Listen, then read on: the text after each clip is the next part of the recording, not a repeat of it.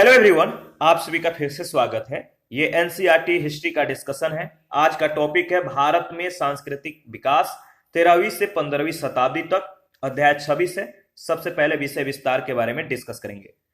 तो देखिए, सामान्य परिचय के बारे में सबसे पहले डिस्कस करेंगे, इसके बाद स्थापत्य, इसके बाद सूफी सिलसिला, चिश्ती संप्रदाय, सोहरावर्दी संप्रदाय, फिरदौसिया संप्रदाय, कादरी संप्रदाय, नक्शबंदी संप्रदाय, सतारी संप्रदाय, भक्ति आंदोलन, अलवार और नयनार संत व उनके संप्रदाय, वैष्णव आंदोलन, महाराष्ट्र धर्म, साहित्य एवं ललित कलाएं, और इसके अंतर्गत संस्कृत साहित्य और अरबी तथा फारसी साहित्य के बारे में डिस्कस करेंगे।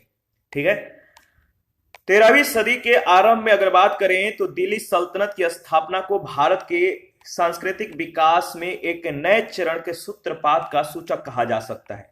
भारत आने वाले तुर्क विजेता अनपढ़ और बर्बर लोग नहीं थे। अपने मूल स्थान मध्य एशिया से 9वीं और 10वीं शताब्दी में पश्चिम एशिया आकर उन्होंने उसी प्रकार इस्लाम को स्वीकार कर लिया था जिस प्रकार इसके पूर्व वहां से भारत आने वाले विजेताओं ने बौद्ध धर्म और हिंदू धर्म को स्वीकार कर लिया था। उन्होंने उस क्षेत्र की संस्कृति को भी शीघ्रता से ग्रहण कर लिया था। मोरक्को और स्पेन से लेकर ईरान और उसके आसपास तक के फैली इस्लाम की अरबी फारसी संस्कृति उन दिनों अपने शिखर पर थी, चरमोत्कर्ष पर थी। इस क्षेत्र के लोगों ने विज्ञान, नवमार्गदर्शन, साहित्य के क्षेत्रों में उत्कृष्ट योगदान दिया था। इधर भारतीयों के अपने प्रबल धार्मिक विश्वास और कला, स्थापत्य एवं साहित्य के संबंध में अपने दृढ़ विचार थे। जब इन दोनों की पारस्परिक अंतःक्रिया आरंभ हुई तो अंत में वह एक नई और समृद्ध संस्कृति के विकास में अत्यंत सहायक सिद्ध हुई। कुमार कंपन की पत्नी गंगा देवी ने अपने पति के द्वारा मदुरा विजय की अत्यंत ही सजीव वर्णन अपने ग्रंथ मदुरा विजयम में किया है। कुमार कंपन हिंदू धर्म की रक्षा के लिए प्रतिबद्ध था, इसीलिए उसने वेद मार्ग प्रतिष्ठापक की उपाधि को धारण की थी। उसने तेलुगु साहित्य को प्रोत्साहन दिया और बुका प्रथम ने वेदों के प्रसिद्ध भाष्यकार सायणाचार्य को आश्रय दिया था। किसको? सायणाचार्य को, याद रखिएगा। इसके बाद स्थापत्य के बारे में डिस्कस कर लेते हैं।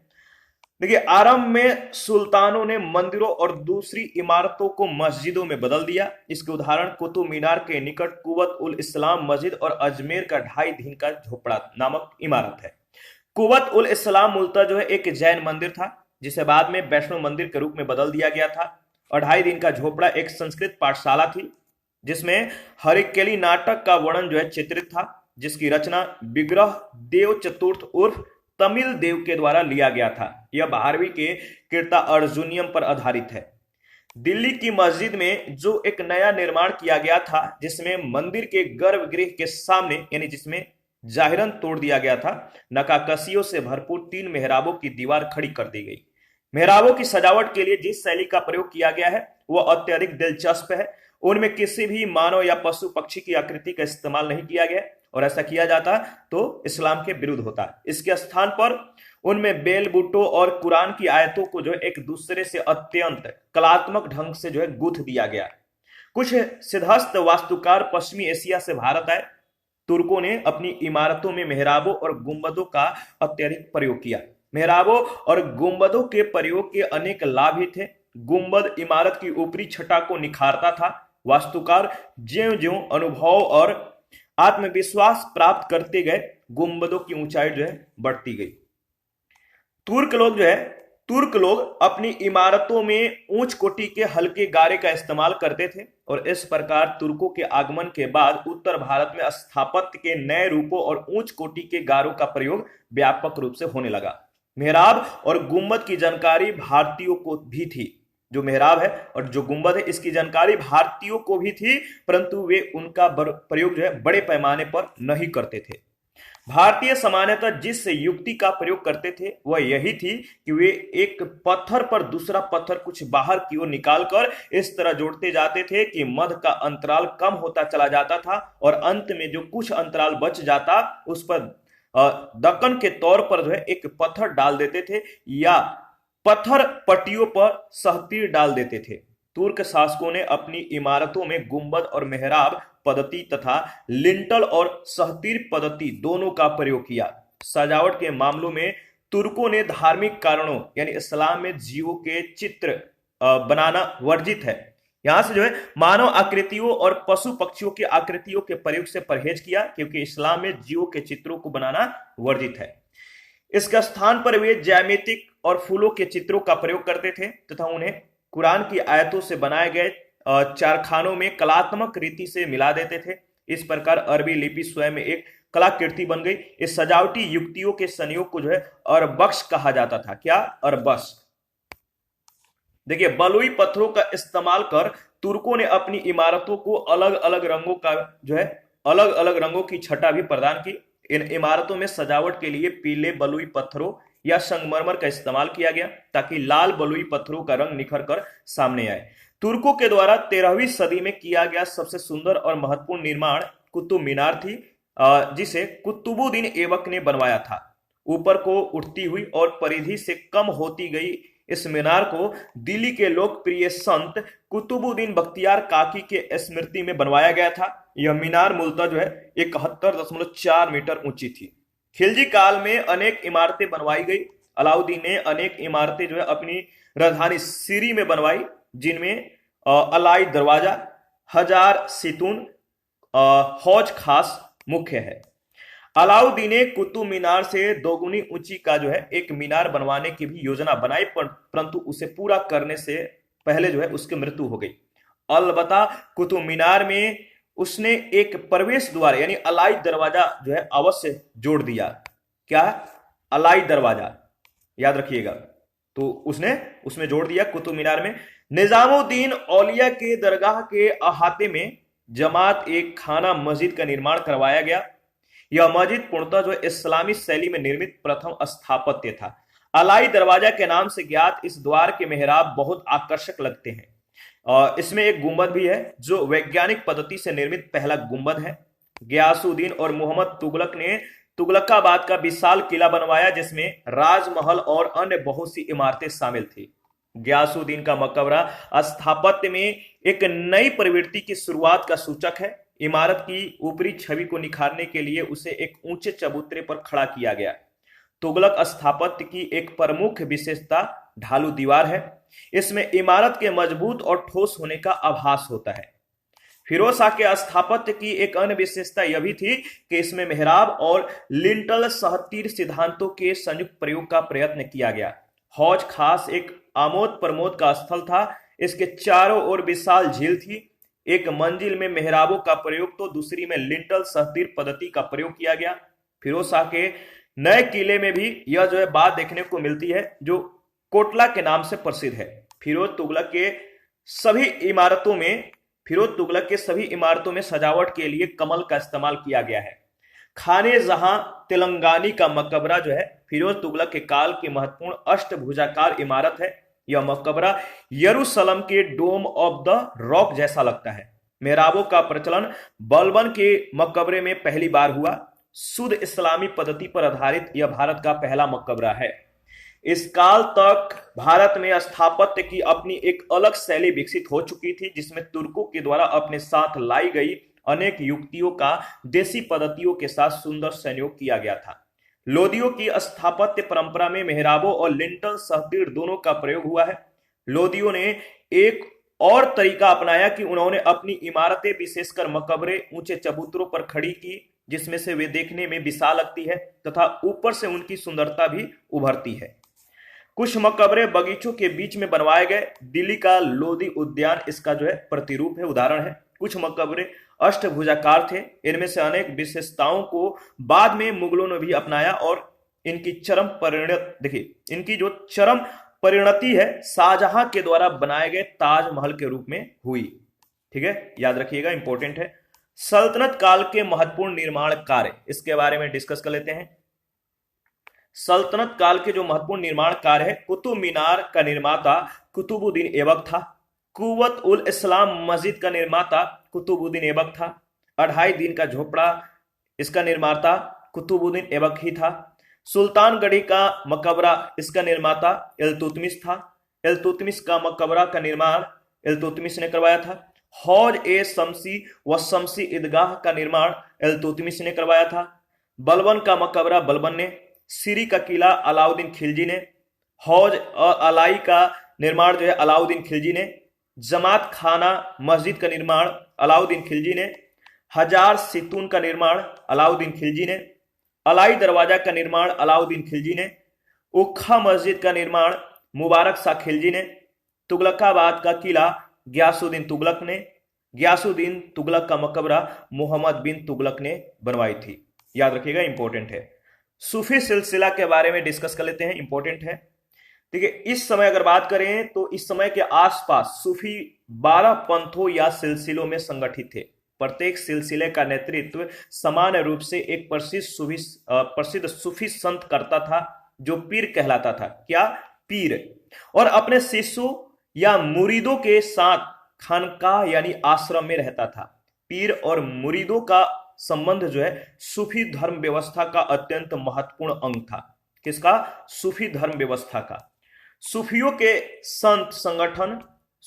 संत संगठन और उनके कुछ आचारों जैसे तप, उपवास, प्राणायाम आदि के मूल में कुछ विद्वान बौद्ध और हिंदू यौगिक प्रभाव की प्रेरणा मानते हैं। इस्लाम के उदय के पूर्व बौद्ध धर्म मध्य एशिया में व्यापक रूप से प्रचलित था। ईश्वर, आत्मा और भौतिक तत्व के पारस्परिक संबंधों के विषय में सूफियों और हिंदू योगियों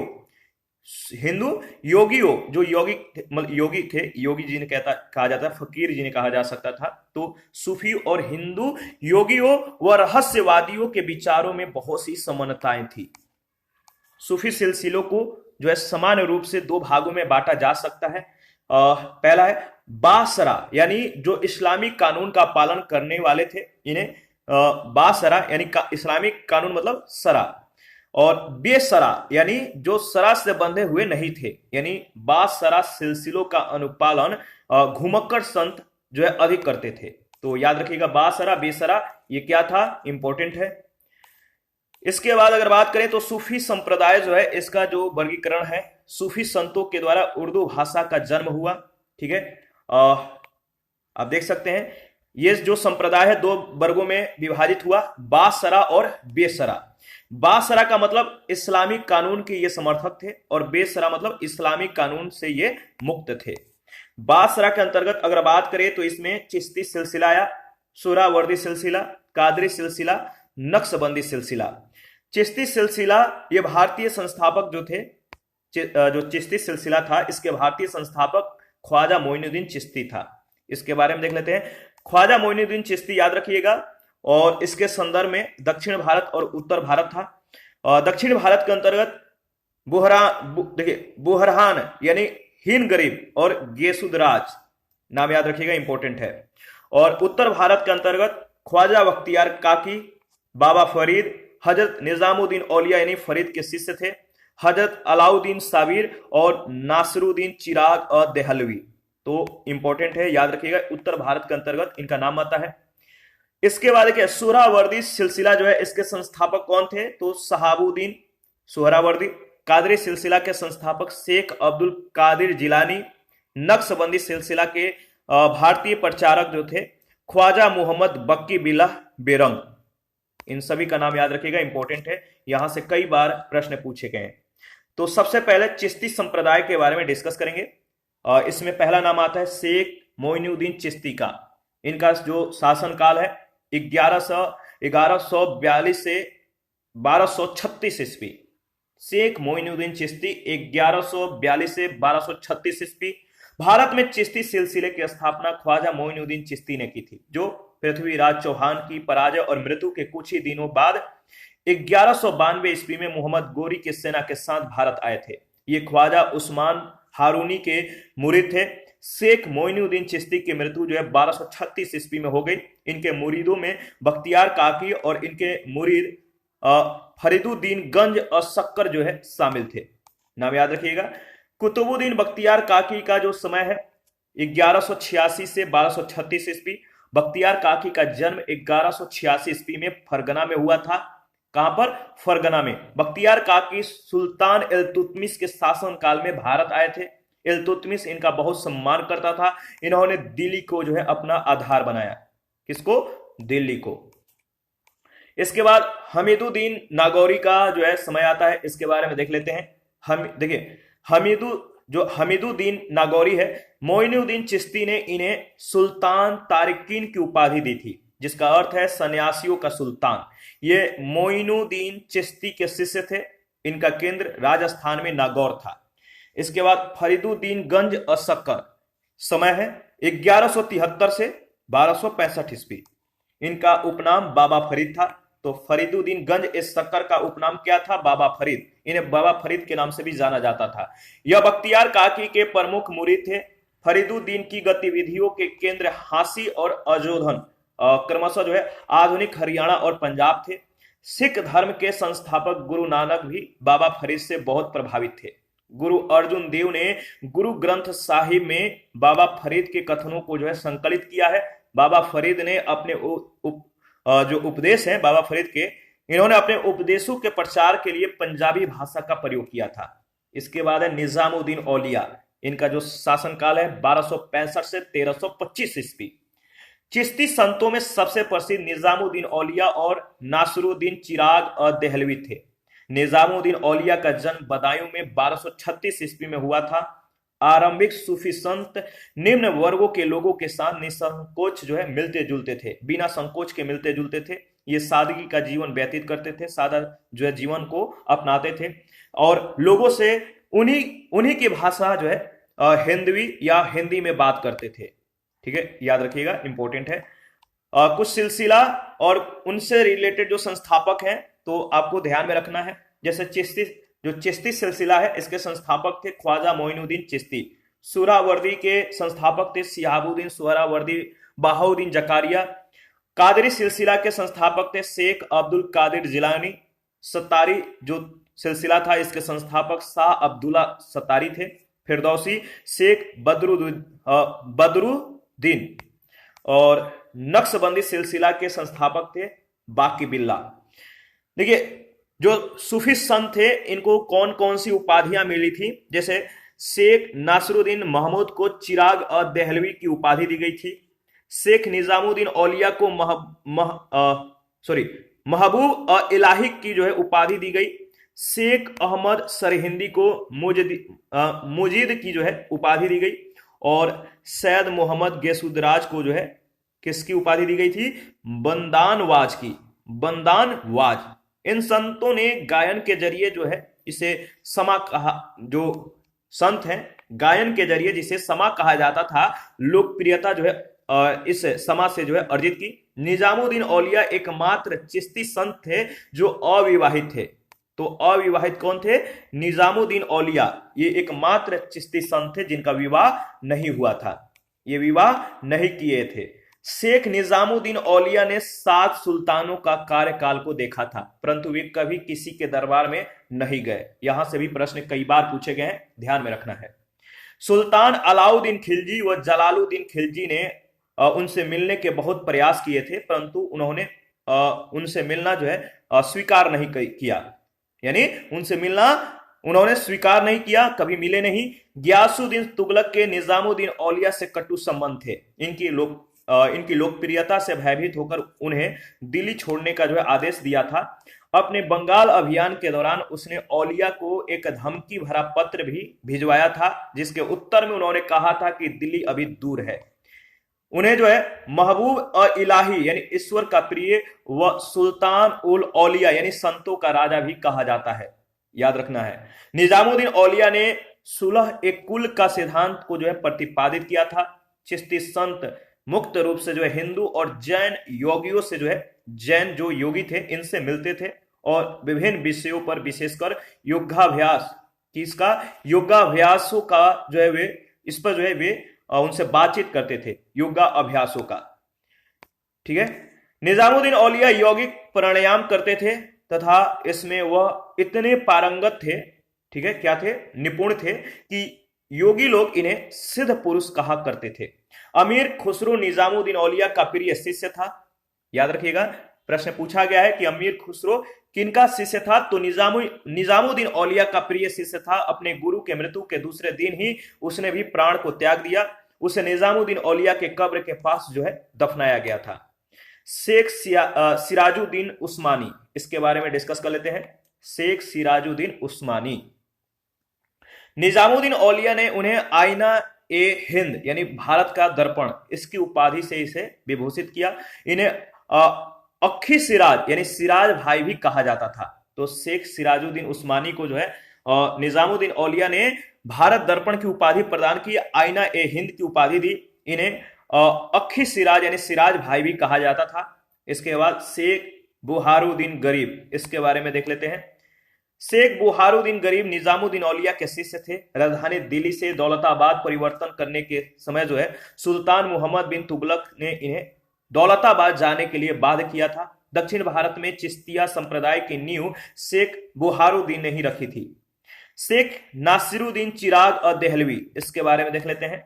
मोहम्मद बिन तुगलक के सिंधु यात्रा के समय नासिरुद्दीन चिराग और देहलवी उसके साथ थे। नासिरुद्दीन चिराग और देहलवी किसके साथ थे? मोहम्मद बिन तुगलक के सिंधु यात्रा के समय। इन्होंने तौहीद और वजूदी की रचना की थी। खैर उल मंजलिस इनके कथनों का संग्रह है, मतलब मलफूजाता है। ख्वाजा सैयद मोहम्मद गेसुदराज, इन्होंने बहमनी साम्राज्य की स्थापना के बाद कर्नाटक में गुलबर्गा को शिक्षा का केंद्र बनाया तथा अस्थायी रूप से यहां बस गए। देखिए, दुखियों और दरिद्रों के प्रति प्रेम और मानव अधिकारों की रक्षा करने के कारण उन्हें बंदा नवाज की उपाधि प्राप्त थी। बड़े बालों के कारण इन्हें गेसुदराज भी कहा जाता था, बड़े बाल के कारण। शेख सलीम चिश्ती के बारे में देख लेते हैं। देखिए, शेख सलीम जो चिश्ती है, चिश्तिया शाखा के ये अंतिम उल्लेखनीय संत थे। शेख सलीम चिश्ती बहुत समय तक जो है अरब में रहे। वहां उन्हें शेख उल हिंद की पदवी जो है प्रदान की गई। इनके बाद वे भारत आए। इसके बाद कहां आए? इसके बाद वे जो है भारत आए और आगरा में सिकरी नामक स्थान पर अपनी खानकाह जो है स्थापित की। ये मुगल सम्राट अकबर के समकालीन थे। यहां से प्रश्न पूछे जाने की बहुत ज्यादा संभावनाएं होती हैं, पूछा भी गया है। तो मुगल सम्राट के जो मुगल सम्राट अकबर थे, इनके ये समकालीन थे, याद रखिएगा। इन्हीं के आशीर्वाद से अकबर के पुत्र सलीम का जन्म हुआ था। शेख सलीम के नाम पर अकबर ने अपने पुत्र का नाम सलीम रखा था। इनकी मृत्यु अकबर के जीवन काल में हुई थी। इनका मकबरा फतेहपुर सिकरी में स्थित है। शेख अब्दुल कुदुस गंगोही, इसके बारे में देख लेते हैं। शेख अब्दुल कुदुस गंगोही, शेख अब्दुल कुदुस गंगोही चिश्ती सिलसिला की एक शाखा चिश्ती साबरी से संबंधित थे। गंगोही ने वहदत उल वजूद को भी मान्यता दी। वे नाथ योगियों के सर्वेश्वरवादी सिद्धांत को मानते थे। गंगोही ने अपनी रचना रुश्दनामा में लिखा है कि अलख निरंजन अलख एवं अगोचर है। जो उसे देख लेता है या अनुभूति कर लेता है, अपने में खोजता है। देखिए, गंगोही ने यौगिक क्रियाओं पर भी जो है बल दिया। उन्हें अलख यानी अल खुदास भी कहा जाता था। गंगोही ने अलख उपनाम से कविताएं भी लिखी। शेख निजामुद्दीन फारूकी, शेख निजामुद्दीन फारूकी के बारे में देख लेते हैं। शेख निजामुद्दीन फारूकी थानेश्वरी चिश्ती सिलसिला के एक महान संत थे। इन्होंने जहांगीर के पुत्र खुसरो को आशीर्वाद दिया कि क्या दिया? देखिए, तो जहांगीर के पुत्र खुसरो को इन्होंने आशीर्वाद दिया था और इस कारण जहांगीर ने उन्हें अपने राज से निष्कासित कर दिया था। तो शेख निजामुद्दीन फारूकी थानेश्वरी चिश्ती सिलसिले से एक महान जो चिश्ती सिलसिला है, यहाँ के एक इस सिलसिले से संबंधित एक महान संत थे। इन्होंने जहांगीर के पुत्र खुसरो को आशीर्वाद दिया था, जिसके कारण जहांगीर ने उन्हें अपने राज से निकाल दिया था, निष्कासित कर दिया था। औरंगजेब के शासन काल में चिश्ती संप्रदाय के नेता कलीमुल्ला जहानाबादी थे। कौन थे? तो औरंगजेब के शासन काल में चिश्ती संप्रदाय के नेता कलीमुल्ला जहानाबादी। इन्होंने इस बात का प्रचार किया कि सुन्नी मुस्लिम, शिया मुस्लिम और हिंदुओं को मिलजुल कर जो है रहना चाहिए। इसके बाद है सोहरावर्दी संप्रदाय। चिश्ती संप्रदाय के बाद भारत में दूसरा सर्वाधिक लोकप्रिय संप्रदाय सोहरावर्दी संप्रदाय था। इस संप्रदाय का मुख्यालय मुल्तान में था। इस शाखा के संस्थापक शेख जियाउद्दीन थे, जो गजाली के समकालीन थे। गजाली ये उच्च कोटि के विद्वान थे। ठीक है, याद रखिएगा। आगे बढ़ते हैं। अगर बात करें तो नेक्स्ट है शेख बहाउद्दीन जकारिया। शेख बहाउद्दीन जकारिया सर्वप्रथम सोहरावर्दी शाखा का प्रचार बहाउद्दीन जकारिया ने किया। इल्तुतमिश ने इन्हें जो है शेख उल इस्लाम का पद दिया था।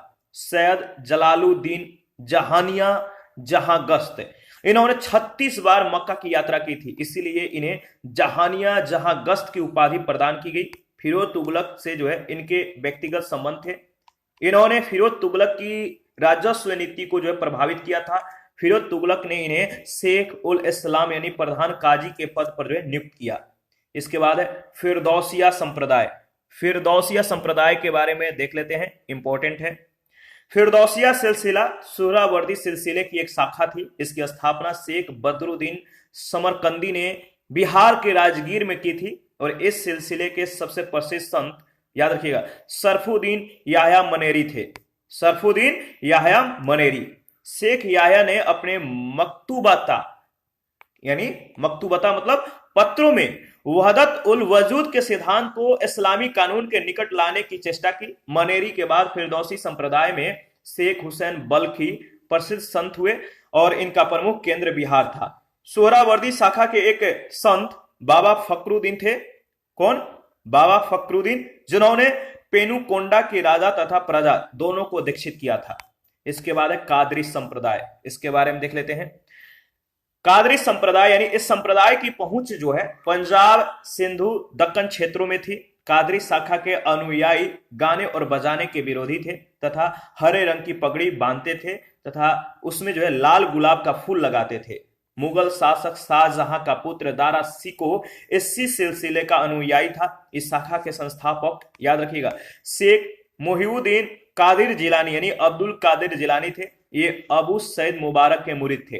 भारत में इस शाखा का सर्वप्रथम प्रचार जो है शाह नियामतुल्लाह व मखदूम जिलानी ने 15वीं शताब्दी में किया था। मखदूम जिलानी ने ऊंच को अपना शिक्षा का केंद्र बनाया। लोदी जो है सुल्तान सिकंदर लोदी जिलानी का शिष्य था। मुल्ला शाह बदखसी दारा सिको व उसकी बहन जहां आरा बेगम दोनों के शिक्षक व आध्यात्मिक गुरु थे। मुल्ला शाह बदखसी दारा सिको व उसकी बहन जहां आरा बेगम दोनों के शिक्षक व आध्यात्मिक गुरु थे। जहां आरा बेगम ने साहिबिया शीर्षक से जो है मुल्ला शाह का जीवन वृत्तांत लिखा। दारा सिको कादरी संप्रदाय का अनुयायी था। सर्वप्रथम वह मियां मीर का शिष्य बना। किसका? मियां मीर का। किंतु बाद में वास्तविक रूप से मुल्ला शाह बदखसी की शिष्यता जो है ग्रहण कर ली। उसने शेखियातुल औलिया नाम से मियां मीर का जो है जीवनी कथा लिखी। मियां मीर ने स्वर्ण मंदिर की नींव रखी थी। किसकी? स्वर्ण मंदिर की नींव रखी थी, याद रखिएगा। इसके बाद है नक्शबंदी। नक्शबंदी के बारे में डिस्कस कर लेते हैं, इंपॉर्टेंट है, आपको ध्यान में रखना है। ये जितने भी संप्रदाय हैं, सिलसिला है, बहुत ज्यादा इंपॉर्टेंट है, आपको ध्यान में रखना है। तो इस सिलसिले के संत संगीत के विरोधी थे। जो नक्शबंदी संप्रदाय था, इस सिलसिले के जो संत थे वो संगीत के विरोधी थे। संगीत उनको पसंद नहीं था। मुगल वंश से इस शाखा का संबंध जो है बाबर से आरंभ हुआ। नक्शबंदी शाखा की स्थापना ख्वाजा बहाउद्दीन नक्शबंद और ख्वाजा आलादीन ने 14वीं शताब्दी में की थी। ख्वाजा ख्वांद महमूद इस शाखा के प्रमुख संत थे, जिन्होंने भारत आकर कश्मीर को अपना केंद्र बनाया था। भारत में नक्शबंदिया शाखा का प्रचार सर्वप्रथम बाकी बिल्लाह ने 17वीं शताब्दी में प्रारंभ किया। वे काबुल से आए थे। ख्वाजा बाकी बिल्लाह के शिष्यों में शेख अहमद सरहिंदी प्रमुख थे। ये मुजाहिद यानी धर्म सुधारक अथवा मुजद्दिद अलिफ सानी के नाम से जो है प्रसिद्ध थे। मुगल बादशाह जहांगीर इन्हीं का शिष्य था। शेख अहमद सरहिंदी ने भारत में सर्वप्रथम एक क्रमबद्ध धर्म प्रचार का कार्य जो है प्रारंभ किया। बादशाह औरंगजेब नक्शबंदी परंपरा का अनुयायी था। जो औरंगजेब था ये नक्शबंदी परंपरा का अनुयायी था। वह शेख मासूम का शिष्य था। शेख अहमद सरहिंद के एक शिष्य शेख आदम बनूरी थे। कौन? शेख आदम बनूरी, जिसे शाहजहां ने देश से निष्कासित कर दिया था। इसके बाद है ख्वाजा मीर दर्द। ख्वाजा मीर दर्द, इसके बारे में देख लेते हैं। ये नक्शबंदी सिलसिला के अंतिम सूफी थे। नक्शबंदी सिलसिले के अंतर्गत दिल्ली के ख्वाजा मोहम्मद नासिर अंदलीब व उनके पुत्र ख्वाजा मीर दर्द ने तहरीका ए मोहम्मदिया नामक जो है एक नया आंदोलन चलाया था। इसके बाद है सत्तारी संप्रदाय। सत्तारी संप्रदाय के बारे में देख लेते हैं, इंपॉर्टेंट है। सत्तारी शाखा मध्य एशिया एवं ईरान में, एस्किया और तुर्की में बिस्तामिया के नाम से प्रसिद्ध थी। ठीक है, सतारी शाखा जो है मध्य एशिया एवं ईरान में एस्किया और तुर्की में बिस्तामिया के नाम से प्रसिद्ध थी। भारत में इस शाखा के प्रवर्तक शेख अब्दुल सत्तार थे। इस सिलसिले की स्थापना लोदी काल में हुई थी। इस सिलसिले का प्रभाव जौनपुर, बंगाल और मालवा के क्षेत्रों में था। मोहम्मद गौस, संगीत के विकास में मोहम्मद गौस का योगदान निर्णायक रहा। प्रसिद्ध संगीतज्ञ तानसेन इन्हीं के शिष्य थे। उनसे ही तानसेन ने ईरानी संगीत की शिक्षा जो है प्राप्त की थी। भारत में कलंदरिया, याद रखिए, भारत में कलंदरिया शाखा का प्रचार नजमुद्दीन कलंदर ने किया। प्रारंभ में वह निजामुद्दीन औलिया के शिष्य थे। किसके? निजामुद्दीन औलिया के शिष्य थे, आपको ध्यान में रखना है। सैयद नजमुद्दीन कलंदर के विषय में कहा जाता है कि एक बार उन्होंने 40 वर्ष का जो है उपवास किया था। एक पत्थर पर लगातार 30 वर्षों तक समाधि लगाए रहे। उनकी कब्र मांडू में स्थित है। कलंदरिया शाखा के एक अन्य संत शरीफुद्दीन बू अली कलंदर थे। ये पानीपत के निवासी थे। उन्होंने उत्तरी भारत में बहुत ख्याति प्राप्त की थी। इनकी कब्र पानीपत में है। इसके बाद शुरुआत होता है भक्ति आंदोलन। तो भक्ति आंदोलन जो है आपको ध्यान में रखना है। इसके बारे में देखिए नेक्स्ट सेशन में हम लोग डिस्कस करेंगे। अभी के लिए इतना ही। हमें इजाजत दीजिए और आप अपना प्रतिक्रिया देते रहिए। आपके प्रतिक्रियाओं का हमें बेसब्री से इंतजार रहता है। और जिन लोगों ने Telegram channel, Telegram quiz group, Facebook page, Instagram को ज्वाइन नहीं किया है, वीडियो के डिस्क्रिप्शन बॉक्स में उसका लिंक है, आप ज्वाइन कर सकते हैं। और किसी भी प्रश्न में या किसी भी टॉपिक में कोई भी डाउट हो, आप हमें कमेंट कर सकते हैं। आपके डाउट को क्लियर किया जाएगा। और पीडीएफ चाहिए तो कमेंट कीजिए, या चैनल जो टेलीग्राम चैनल है या टेलीग्राम क्विज ग्रुप जो है उसको ज्वाइन कीजिए, या चैनल के कम्युनिटी बॉक्स में जाइए, वहां पे इसके रिगार्डिंग में इंफॉर्मेशन को शेयर कर दिया गया है। Thank you. मिलते हैं नेक्स्ट सेशन में। अभी के लिए इतना ही। हमें इजाजत दीजिए। Thank you.